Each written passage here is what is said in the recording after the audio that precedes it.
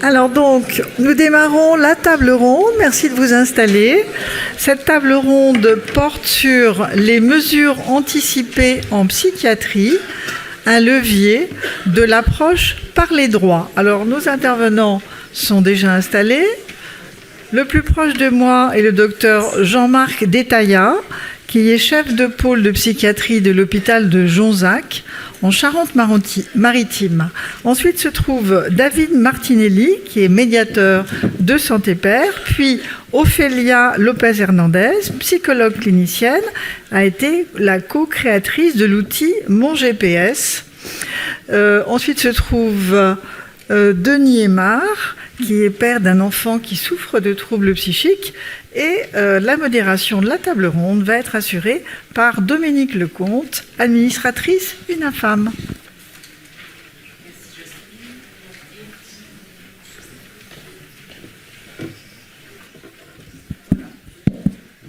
Merci Jocelyne. Alors, comment rendre effectifs les droits ?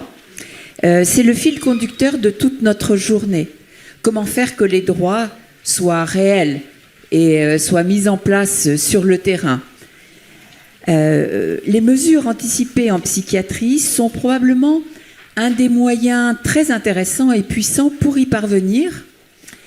Les études montrent, et Ophélia y reviendra tout à l'heure, qu'en effet, le fait que des mesures anticipées existent permet de réduire, semble-t-il, jusqu'à 25% le recours aux soins sans consentement. Donc nous sommes là complètement dans le droit fil de ce qui vient d'être dit précédemment. Le problème, c'est qu'aujourd'hui, ces démarches sont encore très insuffisamment développées. C'est pourquoi nous avons réuni autour de cette table des usagers, des praticiens, pour vous donner quelques pistes, quelques clés, et nous l'espérons contribuer ainsi à un meilleur développement de cette démarche. Alors, pour commencer, et vraiment très très rapidement, j'ai recherché non pas une définition, mais quelque chose qui nous dise finalement de quoi s'agit-il, hein, parce qu'on parle de mesures anticipées aussi sur la loi sur la fin de vie, etc. Donc, de quoi s'agit-il en psychiatrie ? Je pense que vous connaissez, mais tout de même un petit début de définition. Donc, c'est un extrait des recommandations de bonne pratique de l'HAS. Alors, il s'agit de démarches permettant aux personnes d'exprimer de manière anticipée leurs souhaits pour leur prise en charge en psychiatrie. Il s'agit de promouvoir les droits des personnes en s'écartant d'un modèle où les décisions sont prises à leur place et pour adopter une approche où la personne est accompagnée dans ses propres choix. Donc nous sommes vraiment sur un accompagnement au consentement. Pour commencer, Denis, est-ce que tu pourrais, en tant que proche, et je crois que tu es aussi représentant des usagers, nous témoigner de ton expérience des mesures anticipées en psychiatrie? Oui, bonjour à tous.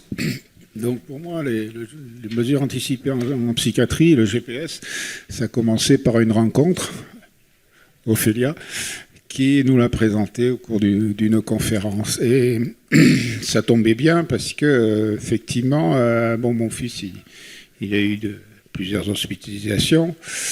Et à chaque fois, ma foi, c'était une maladie, c'était pas une personne qu'on soignait.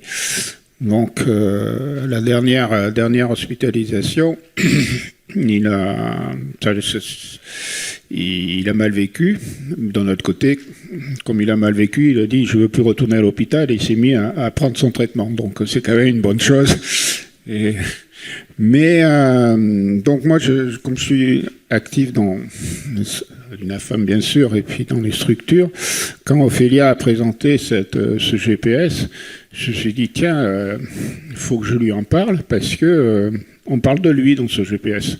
En fait, c'est de lui dont il s'agit, puisque c'est lui qui va le remplir, ce GPS. C'est lui qui va exprimer ses besoins, ses souhaits, ce qu'il ne veut pas voir se renouveler si de nouveau il est à l'hôpital. ce qu'il aimerait avoir, etc.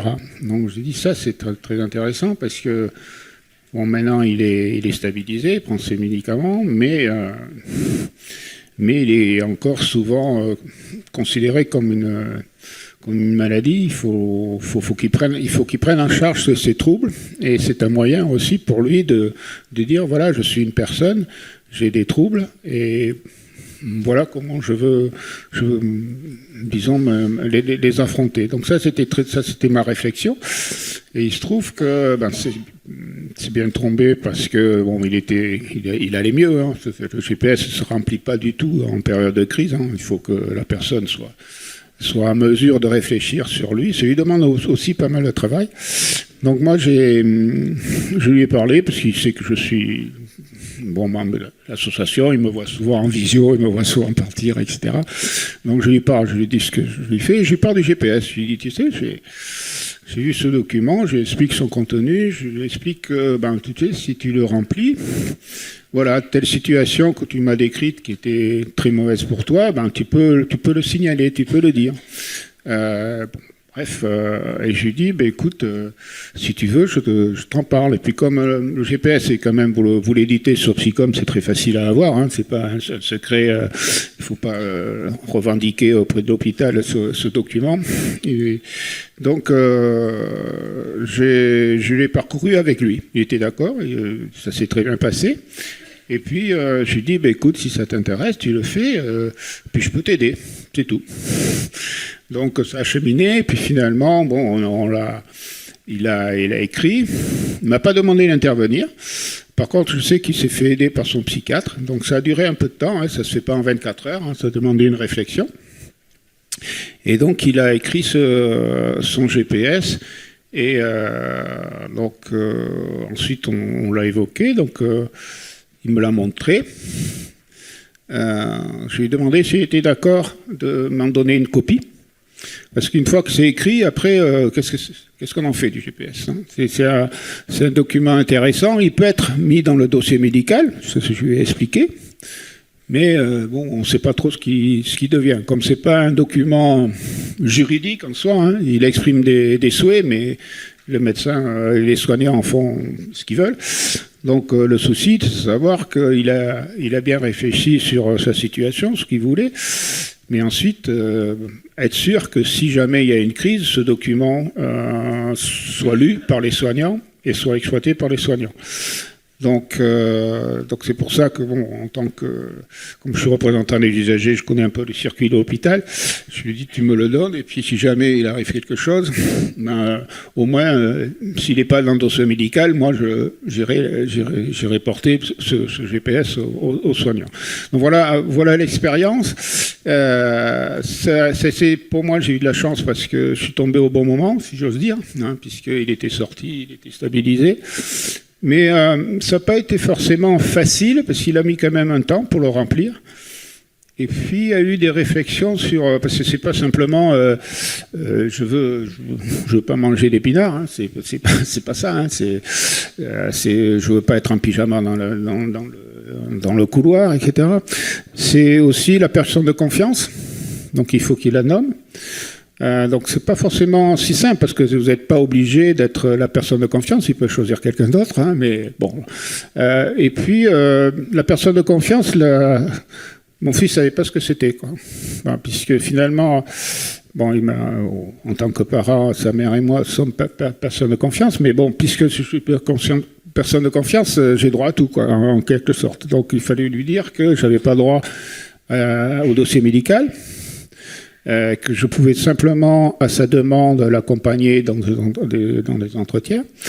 Mais il a fallu aussi travailler sur le fait que il avait la possibilité de mettre dans son GPS, et ça c'était dans une deuxième étape, parce qu'on peut le mettre à jour, le GPS, c'est pas un document brut de fonderie, il vit aussi, qu'on pouvait mettre noir sur blanc son souhait, non seulement d'accompagnement dans les soins, mais également dans l'avertissement d'examens médicaux à faire que son médecin propose, et que la famille n'est pas forcément au courant. Je pense beaucoup aux soins somatiques, par exemple.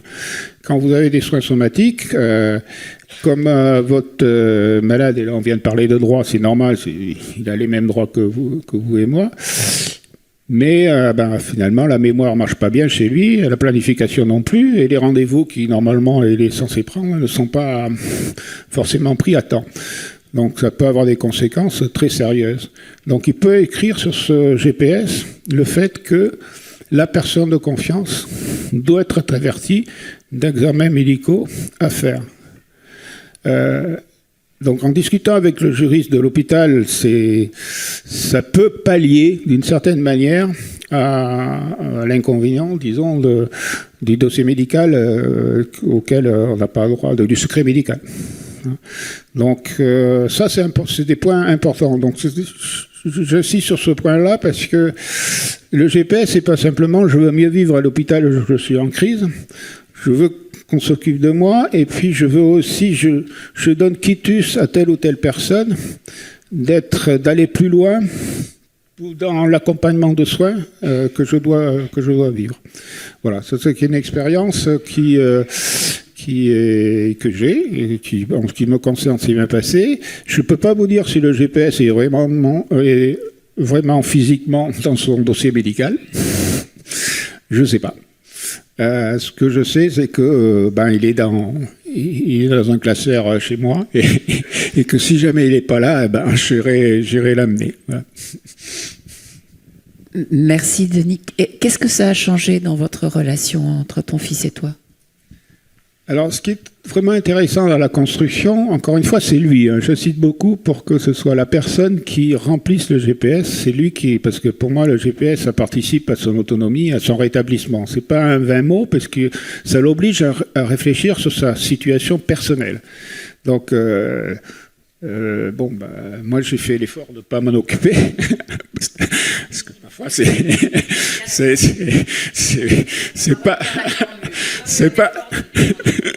c'est pas toujours facile, mais c'est important. Et donc le fait, moi, ça m'a fait plaisir qu'il s'en soit saisi et qu'il soit allé en discuter avec son psychiatre. Donc je sais pas qu'est-ce qu'il a fait avec son psychiatre, ça me regarde pas, mais n'empêche qu'il s'est vraiment saisi de cet outil-là, donc il se l'est approprié comme un outil qui allait lui servir à lui. Et c'est lui qui l'a fait. Ça, c'est vraiment très très important. Alors, ce qui a apporté aussi, c'est les discussions, parce que malgré tout, on a échangé sur le GPS, à quoi ça sert, qu'est-ce qu'on peut faire. Donc, ça a permis un échange, des échanges pas toujours faciles des fois.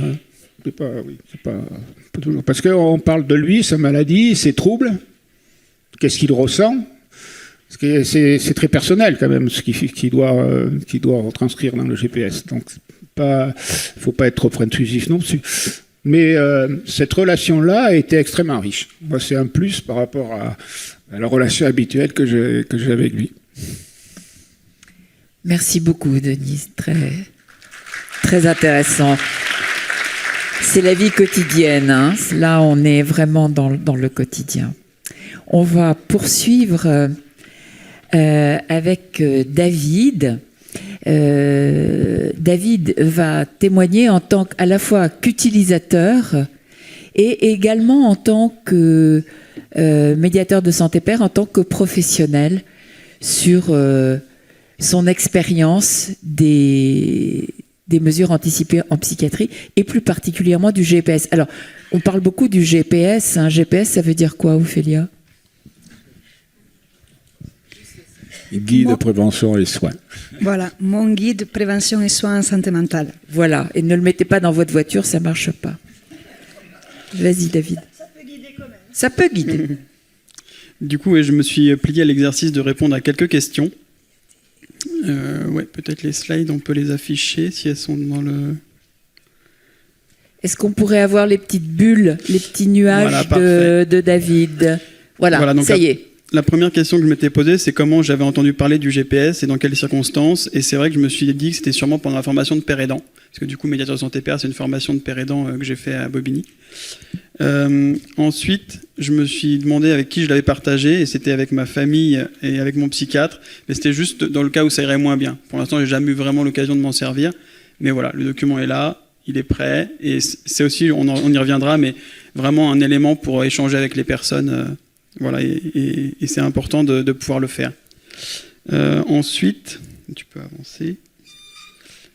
Je me suis posé la question de savoir, enfin, je me suis dit que j'aurais bien aimé l'écrire accompagné. Pour le coup, je l'ai écrit tout seul, mais je pense que c'est vraiment plus facile de le faire accompagné, parce que il y a vraiment un échange avec la personne qui le coécrit avec vous. Enfin, même s'il y a évidemment que la personne concernée qui l'écrit à la base, mais peut-être que sur certaines façons de relancer la personne, parce que du coup, avec mon métier de médiateur de santé père, j'accompagne pas mal de personnes qui l'écrivent. Et en fait, quand on l'écrit, on a tendance à mettre des réponses assez simples. Et en fait, en creusant un peu, en poussant un peu la personne à parler un peu davantage et à expliciter ses premières réponses, c'est beaucoup plus efficace, beaucoup plus pertinent. Donc voilà, maintenant je me dis que si je devais le réécrire, je le ferais sûrement accompagné par quelqu'un. Ensuite, je me suis posé la question de savoir depuis quand je l'utilisais, à quelle fréquence je m'y référais. Et donc ça fait à peu près 1 an que je m'en sers, même un peu plus, parce que du coup ça fait un moment que j'avais écrit ça. Et c'est surtout parce que je voulais en avoir fait l'expérience avant de... Comme je disais, moi je m'en suis pas vraiment servi depuis le moment où je les ai écrits, parce que j'ai pas fait de rechute depuis, même si ça pourrait arriver. Mais par contre, c'est vrai que je voulais vraiment en avoir l'expérience en tant que participant, en tant que personne qui l'écrit, pour pouvoir le proposer aux personnes que j'accompagne. Je trouvais ça hyper important. Et donc... j'ai réfléchi aussi sur la façon dont ça avait été préparé le GPS, parce que du coup, en le remplissant à la manière d'un participant lambda, j'avais aussi cet œil peut-être plus de professionnel qui essayait de savoir comment ça avait été créé, pour quelles raisons, quelles questions étaient posées, pourquoi, etc. Donc les parties du GPS, je les ai trouvées plutôt bien structurées. L'ensemble est assez complet et voilà, ça permet de réfléchir à, comme disait Denis, à toutes ces choses qui constituent en fait le parcours de rétablissement de la personne. Mais avec l'écriture, ça permet de mettre un peu de côté les émotions, enfin vraiment donc je trouve ça pas mal fait. Et je trouve que c'est un bon outil pour l'introspection. Vraiment. Je pense que c'est un outil d'auto-analyse hyper important.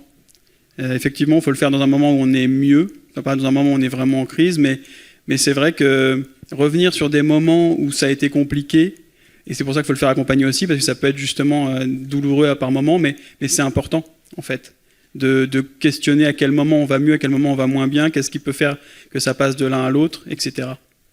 Voilà. Et puis ça permet d'avoir plus de recul sur tout ce qu'on a vécu. Encore quelques petites questions que je me suis posées. Est-ce que je pense que c'est un outil qui pourrait participer à aider les soignants ? Effectivement, je pense que ça peut marcher. Plus les soignants, finalement, auront accès à ce genre d'outils, à ce genre de documents, plus ils sauront comment accompagner chaque personne de manière individuelle. Et le rétablissement, c'est vraiment quelque chose d'individuel. Donc, pour le coup, oui, apprendre à connaître les petits détails qui font que la personne sera mieux dans le service dans lequel elle est hospitalisée, c'est toujours un plus non négligeable. Pour les exemples concrets de la manière dont je l'utilise, moi, en tant que professionnel, j'utilise comme un outil de médiation. Ça peut vraiment prendre plusieurs séances de le remplir avec la personne, comme on disait précédemment, mais c'est très bien en fait. Moi, j'ai l'expérience de faire la maison perchée aussi, et à la maison perchée, je fais beaucoup d'entretiens individuels ponctuels. Et quand je suis devenu médiateur de santé père, donc il y a 2 ans, je me suis aperçu que je devais changer ma façon aussi de faire mes entretiens, parce que revoir quelqu'un régulièrement, c'est pas du tout la même dynamique. Et donc partir sur le GPS et explorer comme ça toutes les étapes qui ont fait la maladie et le rétablissement de la personne, c'est hyper intéressant pour construire une relation thérapeutique et pour avancer avec la personne sur différents entretiens.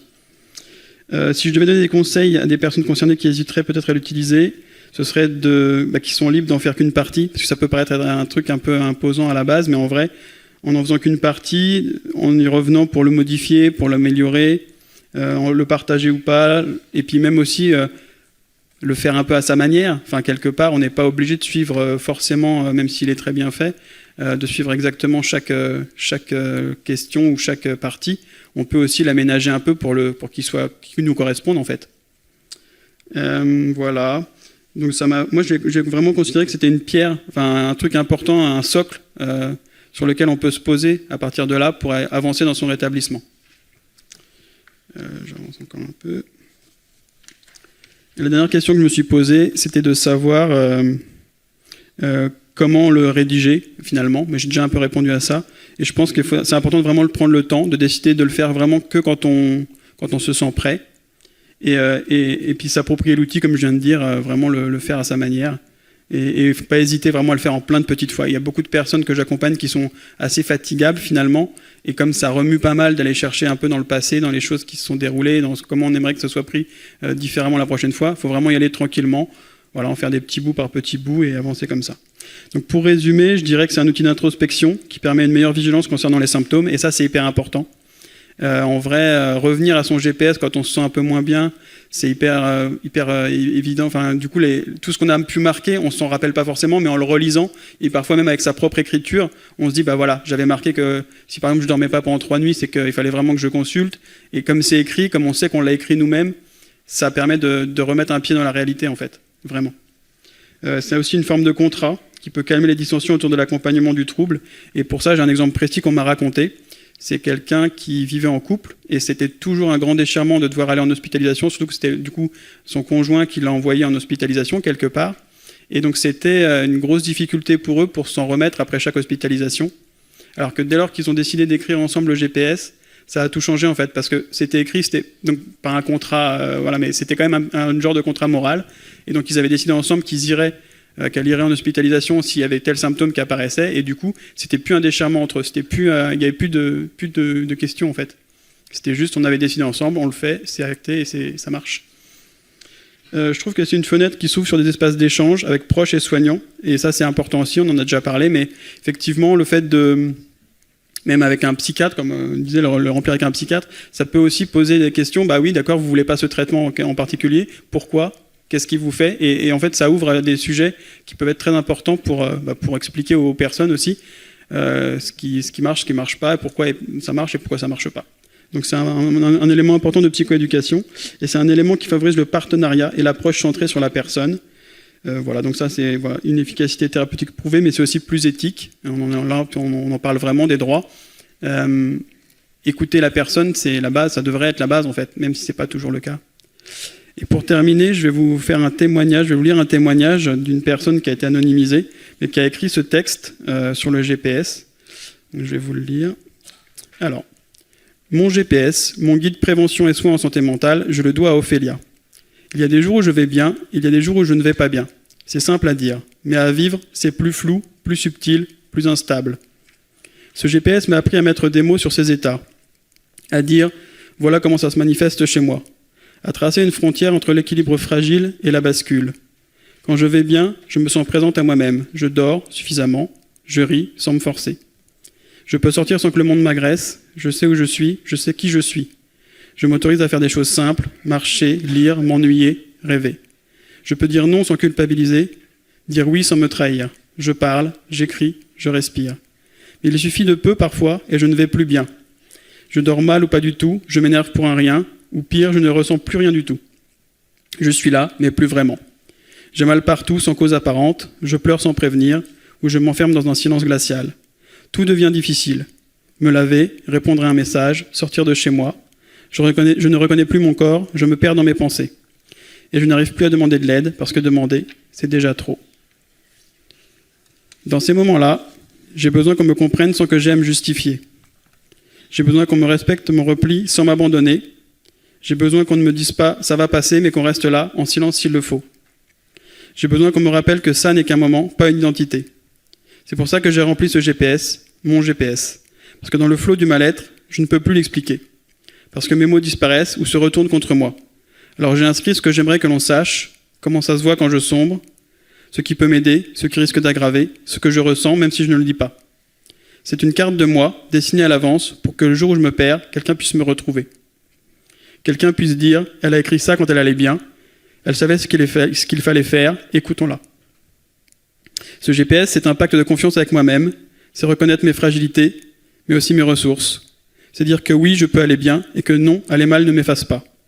Entre ces deux états, il n'y a pas un mur, il y a un pont. Et ce pont, je l'ai bâti avec mes mots, pour ne plus jamais me perdre sans possibilité de retour.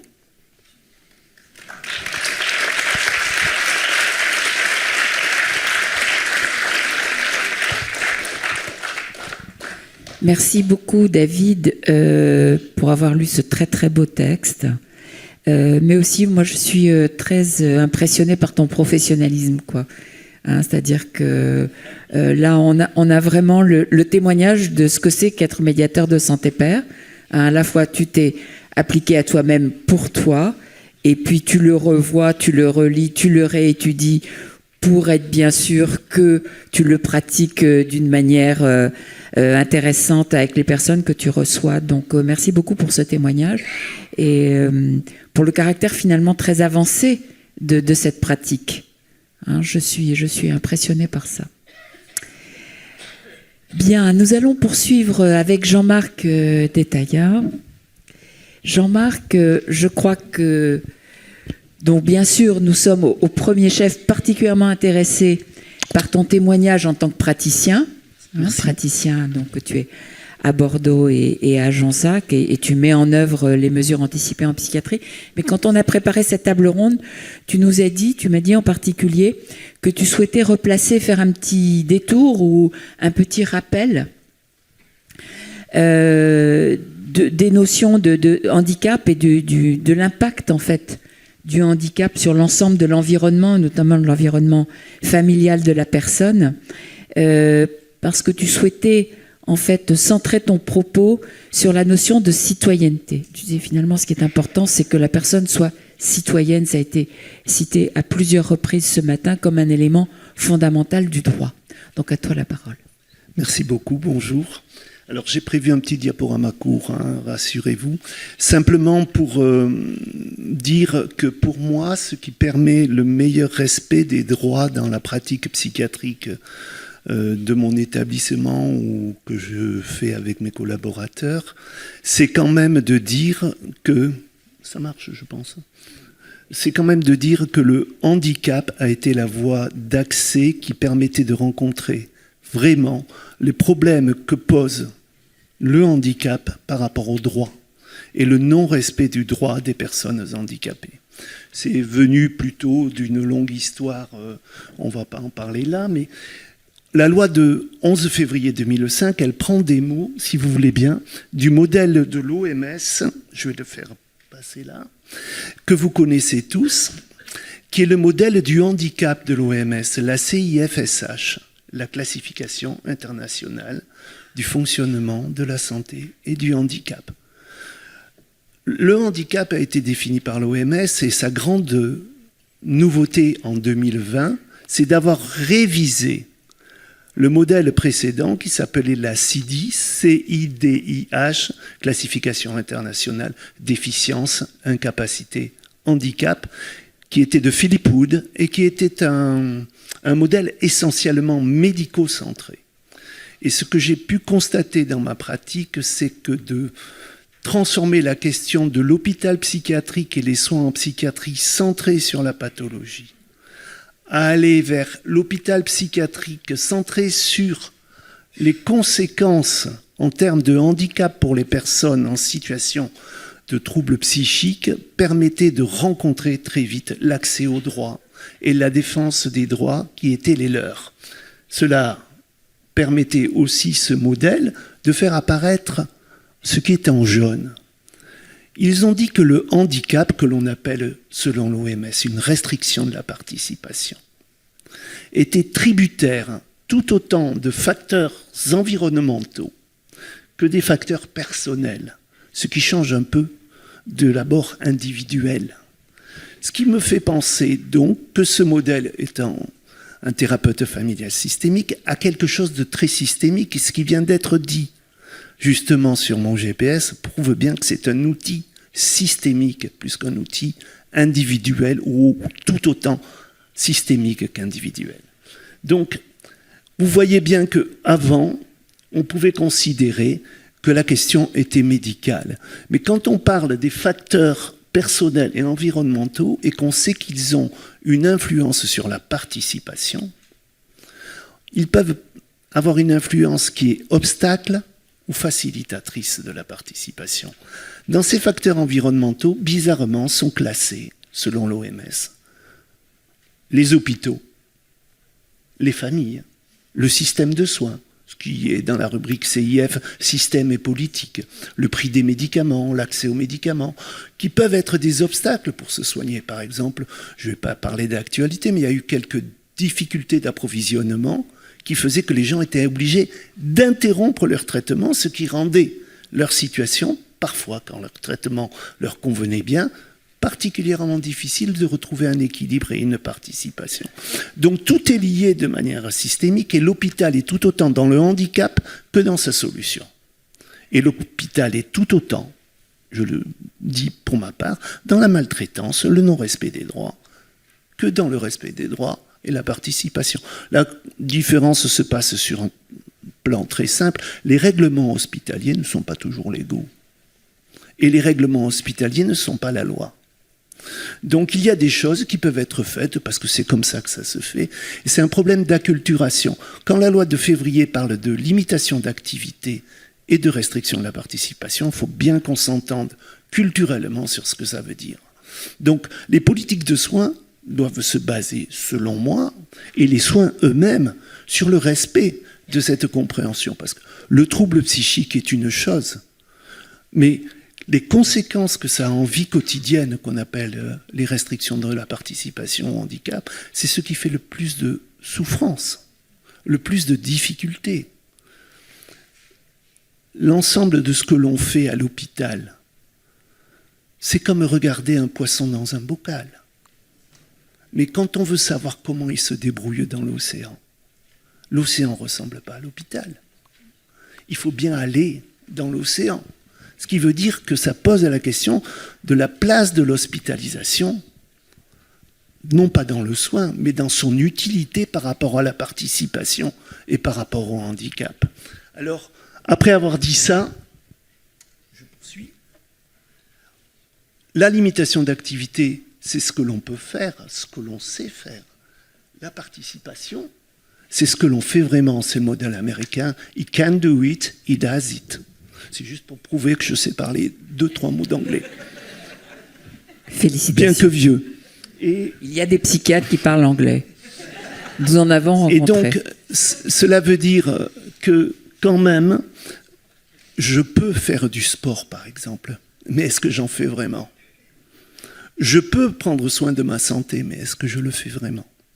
Donc, l'étape suivante, c'est de se demander, mais c'est bien beau de réfléchir le handicap, mais si on pense en termes de rôles sociaux, c'est être empêché dans des rôles sociaux.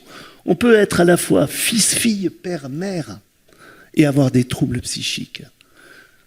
Avoir une compagne ou un conjoint, être lycéen, avoir une activité professionnelle et surtout être citoyen et avoir des droits et vouloir les exercer. Ce qui veut dire, en gros, que cette constellation des rôles sociaux construit l'identité pour chacun d'entre nous. Et je ne vois pas pourquoi ça change en cas de difficulté psychique. Donc le handicap, c'est être empêché dans la pleine intégration de ces groupes sociaux auxquels on prétend et auxquels on peut prétendre. Donc, qu'est-ce qui fait qu'on peut être empêché de manière importante ? Les études internationales montrent toutes que le facteur numéro 1 d'empêchement dans les rôles sociaux et donc d'accès aux droits et à la citoyenneté aussi, c'est la stigmatisation. Et la stigmatisation, là j'ai mis le modèle de Link et Phelan, elle est basée sur les stéréotypes, et on a tous à connaître avec ce stéréotype. C'est des croyances qu'on a sur un groupe social. Les patients de psychiatrie, les schizophrènes, les suicidaires, les toxicomanes. Ça entraîne des préjugés. Et ces préjugés, ils sont très importants à traiter dans les hôpitaux. Les soignants ont des préjugés, comme moi j'ai des préjugés. Si je vous dis bonjour, je suis Jean Bardestaya, je suis schizophrène, je suis rétabli maintenant, et je viens pour le poste de babysitting. Vous avez tous senti en vous un petit préjugé. Et pourtant, vous êtes des gens intelligents et qui êtes familiarisés avec la question. Ça entraîne quoi ? Une discrimination. Et cette discrimination, elle fait l'objet d'un déni de droit. L'apartheid est une discrimination. La lutte, les disability studies des Américains des années 60, la lutte pour les civil rights, les droits civiques américains, les personnes handicapées aux USA se sont associées à cette lutte pour dire nous aussi on est traités, discriminés en tant que handicapés. On est discriminés, rien n'est prévu dans la cité pour nous. Rien n'est prévu pour l'exercice de nos soins. Rien n'est prévu suffisamment pour que l'on puisse exprimer notre citoyenneté. Ils sont allés faire un sitting devant la Maison-Blanche. Je poursuis avec une autre diapo pour terminer, qui vous parlera à vous d'une femme comme à moi, père de famille. Ça rappelle que M. Lassègue était peut-être un systémicien, quelqu'un qui connaissait les facteurs environnementaux à l'époque où il faisait la médecine au XIXe siècle. Et quand il disait cette phrase-là, vous voyez bien qu'il ne borne pas l'examen à la pathologie ou aux malades. Il s'intéresse aux conséquences relationnelles qu'il y a sur le trouble. Alors, pour créer cette acculturation, ça pose la question très clairement de la place des familles dans le soin. Par rapport à la stigmatisation, ça pose pour les hôpitaux psychiatriques, qu'est-ce qu'on fait pour la stigmatisation? À l'ARS Nouvelle-Aquitaine, on est allé porter un projet qui s'appelle le Stigma Pro. Stigma Pro, c'était le but d'étudier les actions qui pouvaient être faites auprès des professionnels pour réduire la tendance aux préjugés, aux stéréotypes et à la stigmatisation dans le cadre de son travail.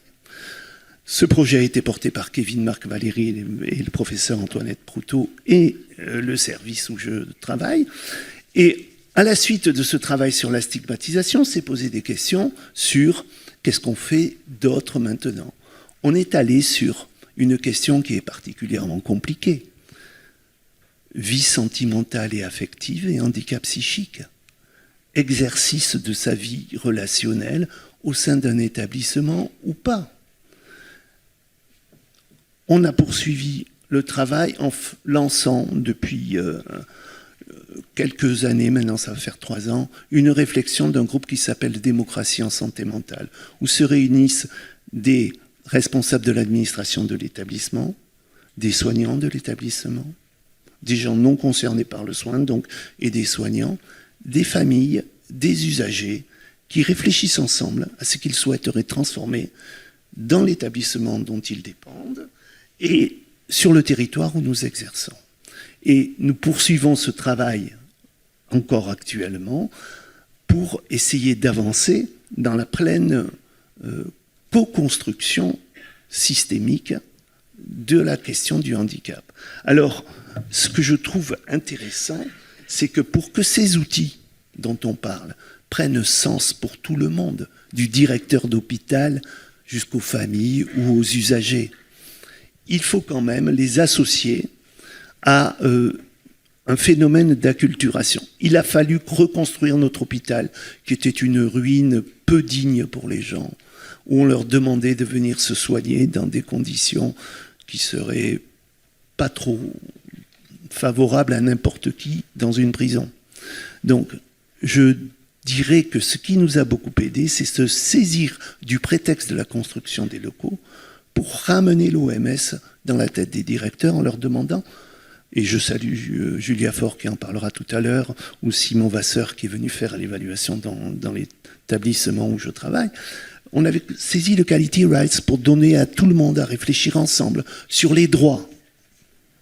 Et réfléchir sur les droits, ça redonne une place à la parole et à l'empowerment et à la capacité de décider pour soi-même. Donc, cette question et cette dynamique, elle ne se généralise pas au niveau d'un outil. C'est tout un ensemble qui doit être travaillé. Et il me semble que poser la question du handicap pose la question de, au-delà du soin, n'y a-t-il pas de la souffrance pour des entourages, pour des territoires, et ainsi de suite. Ce qui fait que l'on a plutôt dans l'idée maintenant de travailler sur des actions d'information, prévention, auprès des décideurs publics et auprès des maires, par exemple. Je donne un exemple parce qu'il est concret. J'ai écouté les discussions de ce matin. On trouve des choses très aberrantes. Dans mon hôpital, dans les années 90, j'ai vu arriver toute l'aéropage de l'ARS. Je faisais partie d'un hôpital qui s'est créé en 72, qui était peut-être un des derniers hôpitaux ouverts de France. C'est-à-dire, aucun des pavillons n'est fermé et on n'avait pas de chambre d'isolement.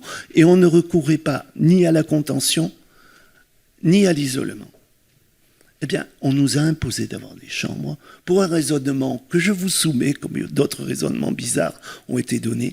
Il faut que vous ayez une chambre d'isolement, comme ça empêchera que vous utilisiez les chambres ordinaires pour les fermer à l'intérieur. Comme ça, vous savez qu'il y a une chambre où c'est là que ça doit être fait.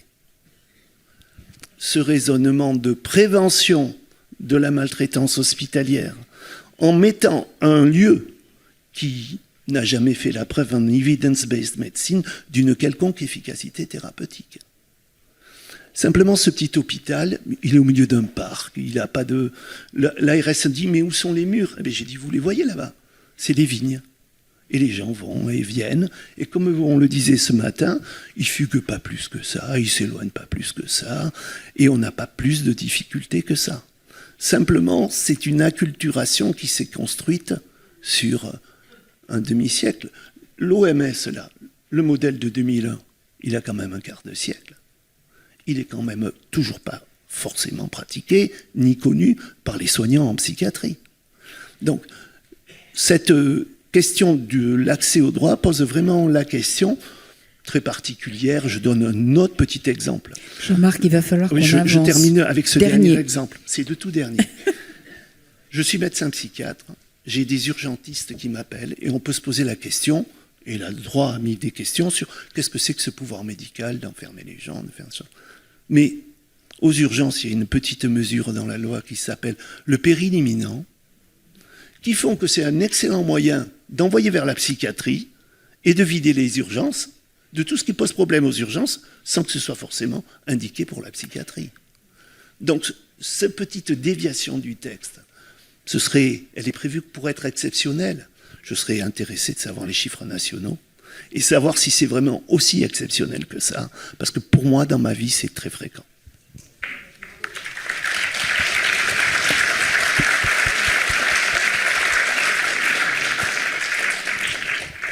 Merci infiniment d'avoir donné de la profondeur, à la fois historique, mais je dirais éthique et philosophique à cette démarche donc de mesures anticipées. Tu n'en as pas réellement parlé, juste un mot, mais Ophélia va en parler. Tu pratiques les... Juste pour faire le lien. Juste pour faire le 30 lien, secondes. c'est très pratiqué à cause de cette acculturation. Il se trouve que j'ai la chance d'avoir 5 médiateurs santé pairs qui travaillent avec moi, qui ont eu la même démarche que David. Alors, pas pour dire quoi que ce soit, il y a plusieurs outils qui sont utilisés. Eux, ils m'ont dit, nous, on utilise plutôt Revim. Je m'en fiche complètement. On utilise l'un ou l'autre, ça me va bien. L'important, c'est que c'est eux qui vont faire avec les personnes qu'on accompagne, et plutôt au domicile, le travail et aussi avec la famille. Donc, sur l'évaluation du handicap, on avait créé un outil sur l'OMS, où on le fait aussi avec la famille et la personne, c'est la GEMAP, fait partie des recommandations pour les MDPH définies par la CNSA, mais quand même, ce travail de collaboration, de co-construction d'un projet d'accompagnement et de soins, pas que de soins, d'accompagnement et de soins. La difficulté, ce n'est pas les symptômes, la difficulté, c'est le handicap. Donc le handicap doit être accompagné. Merci beaucoup. Et effectivement, on voit, et Ophélia va le confirmer, que nous parlons d'outils, en fait, de mesures, de documents, mais que tout ça n'a de sens que si ça s'inscrit, en fait, dans un changement, tu as parlé d'acculturation, dans un changement très, très profond de la manière de soigner. Ophélia, toi l'honneur, puisque ton outil a été beaucoup cité de combien de temps je dispose, de combien de temps je dispose, Dominique? Tu disposes, j'en sais rien. Jocelyne, de combien de temps on dispose? T'inquiète.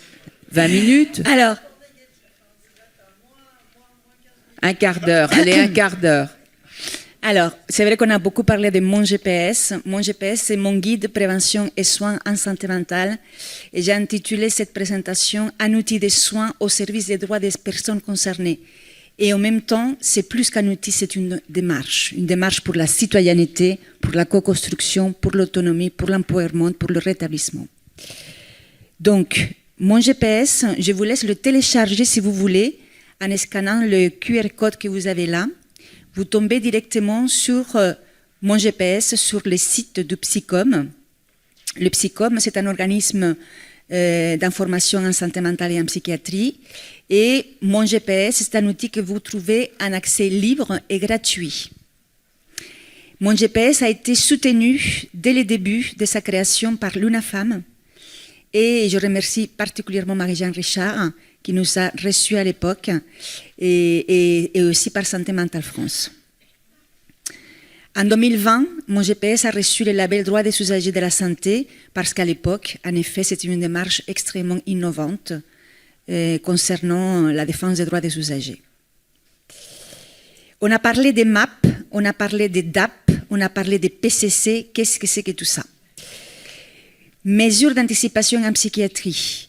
On parle des mesures d'anticipation en psychiatrie comme des documents écrits qui permettent à une personne consciente de formuler à l'avance ses demandes concernant les soins médicaux futurs pour les cas où elle serait dans la capacité de donner son consentement.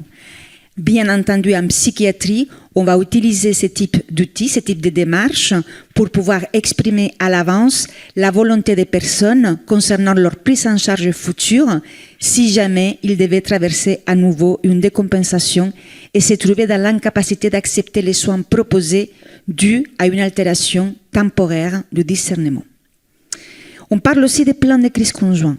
Effectivement, c'est une modalité des mesures d'anticipation en psychiatrie ou DAP qu'on va faire ensemble. On va proposer ensemble, les soignants, les professionnels, les proches, on va pouvoir travailler ensemble ce type de démarche pour travailler vraiment en co-construction et étant tout à fait dans une dynamique relationnelle partenariale. Les intérêts éthiques, bien entendu, les mesures d'anticipation en psychiatrie ont un intérêt extrêmement important au niveau éthique. Ce sont des vrais outils d'empowerment centrés sur l'usager et qui facilitent le partenariat dans les soins et le respect des droits.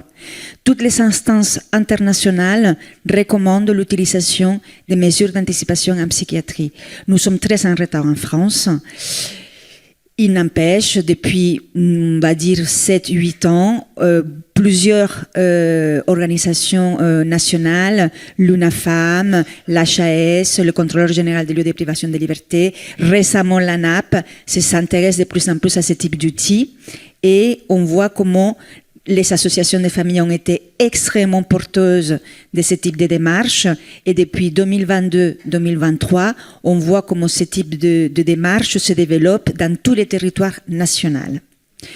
C'est vrai que ce n'est pas encore suffisamment développé. On pourra échanger après lors des questions des freins qui font que ce n'est pas suffisamment développé. Énormément de recherches à l'international et quelques recherches en France pour vous parler des effets thérapeutiques des mesures d'anticipation en psychiatrie.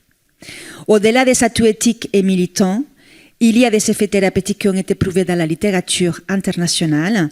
Il y a une amélioration de l'autonomie de l'usager dans ses soins. Il y a une meilleure implication, un sentiment de reprise du pouvoir d'agir plus important. Ils s'apprennent à mieux connaître leurs troubles, mieux connaître leurs maladies. Il y a une meilleure alliance thérapeutique avec une meilleure compliance et un sentiment de être plus partenaire dans les soins.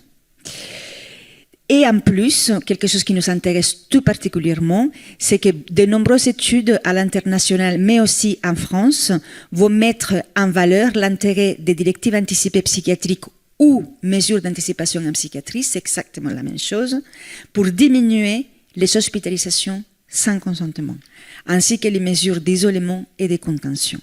Et là, on a notamment 3 études, 3 méta-analyses et revues systématiques de littérature qui vont prouver, en effet, tu parlais de 25% des hospitalisations sans consentement en moins. Effectivement, c'est l'étude de Molino de 2019. De Jong a prouvé aussi que c'est une des interventions les plus efficaces que pour diminuer la contrainte en psychiatrie. En France, il y a eu une étude qui a été extrêmement importante, qui a été élaborée par Aurélie Tanland, psychiatre à Marseille, et elle a utilisé un outil qui sont appelés directives anticipées incitatives en psychiatrie, et ils ont utilisé cet outil avec la participation des médiateurs de santé père, et ils ont prouvé une diminution de 32% des hospitalisations sans consentement et une nette amélioration du pouvoir d'agir et du rétablissement, assortie d'une baisse des symptômes, et ce, avec un haut niveau de preuves. Donc au niveau statistique, c'est un outil qui est vraiment extrêmement intéressant et qui a fait vraiment ses preuves au niveau international et aussi au niveau national. Qu'est-ce qui a fait que nous, donc, en 2018, on a commencé à réfléchir à mon GPS. On s'est dit, à l'époque, on n'avait pas l'étude d'Aurélie Tanland qui était sortie. On était en 2018. En France, on n'avait aucun outil francophone, français, je veux dire. Il y avait des outils en Suisse, en Belgique, au Canada. Mais en France, il n'y avait rien qui avait été implanté. Et donc, nous, on s'est dit, à l'époque, je travaillais dans un hôpital, dans un foyer de post-cure psychiatrique. On s'intéressait aux pratiques orientées rétablissement, à la réhabilitation psychosociale. Et on a souhaité travailler sur un outil de décision partagée, de partenariat qui favorise l'empowerment et qui favorise les processus de rétablissement suivant tous les travaux qu'on avait menés avec nos résidents dans notre foyer de post-cure psychiatrique. À l'époque, pas du tout investi dans les systèmes français, des initiatives éparses, un petit peu à Marseille, un petit peu à Saint-Étienne, mais vraiment très, très, très sporadique. Et donc, nous, on s'est dit, il faut qu'on parte de la situation en France, du modèle français, de notre modèle de santé français, la personne de confiance. En France, la loi du 4 mars 2002, etc., etc. Et on est parti d'une revue de littérature internationale où on a repéré les leviers, mais aussi les difficultés de ce type d'outils à l'implantation à l'international. Et c'est comme ça qu'on a créé Mon GPS. On a souhaité construire un outil dès le début avec les usagers, avec les proches, avec les professionnels du sanitaire et du médico-social. Un outil qui soit simple d'utilisation, qui soit progressif, qui soit concret, qui soit synthétique, parce qu'en effet, il y a des outils qui sont extrêmement intéressants, mais qui sont très longs. Et du coup, ça fait que c'est plus difficile à l'implantation. C'est un des freins à l'implantation, c'est les outils trop longs. Ce sont des outils parfois qui nécessitent 3, 4, 5, 6 rendez-vous avec un proche, un médiateur de santé père, un professionnel. Donc, des démarches d'implantation parfois trop lourdes. Et c'est pour ça que nous, on est parti sur un modèle beaucoup plus simple d'implantation. Et c'est pour ça que vous pouvez télécharger Mon GPS gratuitement sur le site du Psycom. Il s'accompagne d'un kit d'utilisation. Il y a une notice pour les professionnels, une notice pour les proches, une notice pour les usagers, pour que n'importe quelle personne qui veut rédiger Mon GPS puisse le télécharger, l'imprimer, le remplir lui tout seul s'il le souhaite, l'amener à son infirmière du foyer de vie et le remplir avec elle, l'amener à son psychiatre au CMP et le remplir avec lui, l'amener à sa psychologue en libéral, de plus en plus de psychologues en libéral s'en saisissent. Donc voilà, faciliter l'implantation, c'était cette manière de travailler avec les psychomes pour pouvoir l'étendre et faciliter, in fine, l'implantation, l'acculturation de toutes les équipes psychiatriques, mais aussi des familles et des proches, des familles, des proches et des usagers. Voilà un peu ce que j'avais à vous dire. Je pense que j'ai un peu résumé tout ce que j'avais à vous dire. Oui, les objectifs de mon GPS, vous les avez. Je vois rien d'ici. Peut-être Ophélia, je pense il y a quelque chose d'important, c'est que je t'ai entendu dire que en fait cet outil est simple. D'abord, oui, mais a été élaboré très soigneusement et en tenant, enfin, de manière très expérimentale. Oui, tout à fait. Et que c'est important pour toi et pour vous, tous ceux qui l'ont mis en place, qu'il ne soit pas non plus dénaturé, et qu'on en comprenne bien, en fait, toute la subtilité. C'est un outil qui est à la fois pratique, libre, tout le monde peut s'en saisir, mais qui a été construit de manière extrêmement rigoureuse. Oui, Ce serait important que tu en dises un mot. oui, extrêmement rigoureuse. Parce en que c'est effet. pas parce que quelque chose est simple qu'on se dit oh bah tiens moi je vais le rédiger parce que je préfère dire comme ça. Non. Je pense que on en a parlé l'autre jour Oui. off et je crois que c'est important que tu en dises un mot avant qu'on arrête. Oui, on en a parlé un peu l'autre jour parce que c'est vrai qu'on a découvert mon GPS des petits fils et filles de mon GPS, on va dire. Et effectivement, c'est une démarche qui a mis 3 ans à naître. On a travaillé avec les usagers, on a rédigé un premier jet, on a changé les mots, on a travaillé avec eux, on a retravaillé, on a montré aux professionnels du médico-social, on est revenu, on a montré aux professionnels du sanitaire, de l'intra, de l'extra, à l'UNAFAM. Voilà, donc ça a été un travail extrêmement long. On a choisi les mots, on a choisi les phrases. On s'est mis d'accord, on a réchangé et les derniers mots a été donné par les usagers eux-mêmes. C'est eux qui ont validé le dernier jet, on va dire. C'est un outil qui est perfectible, comme tout outil. Mais le plus important, encore une fois, c'est la démarche. La démarche de pouvoir, et c'est comme ça que je vais conclure. Ça, c'est le collectif national. C'est un mot important. On a un collectif national de déploiement des mesures d'anticipation en psychiatrie. On a rédigé aussi un livre qui est sorti en mars 2025. Ici, dans ce même amphithéâtre, on a fait la journée d'études en novembre 2022.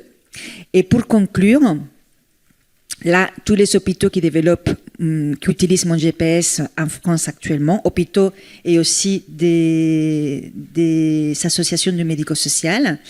Et pour conclure, mon GPS et plus généralement les outils permettant la rédaction des mesures directives anticipées en psychiatrie visent le respect des droits en psychiatrie et en particulier les soins consentis tenant compte des choix des personnes, les pouvoirs d'agir, empowerment et le rétablissement des personnes, l'intégration d'une approche éthique avec l'implantation de la décision partagée dans les pratiques des soins et d'accompagnement en psychiatrie, l'autonomie de la personne et la démarche éducative, éducation thérapeutique du patient en psychiatrie, tu en parlais de la psychoéducation, et la concertation, promouvoir la concertation entre patients, professionnels et ou proches autour d'un projet individuel de soins et d'accompagnement, comme vous en parlez tout à l'heure également.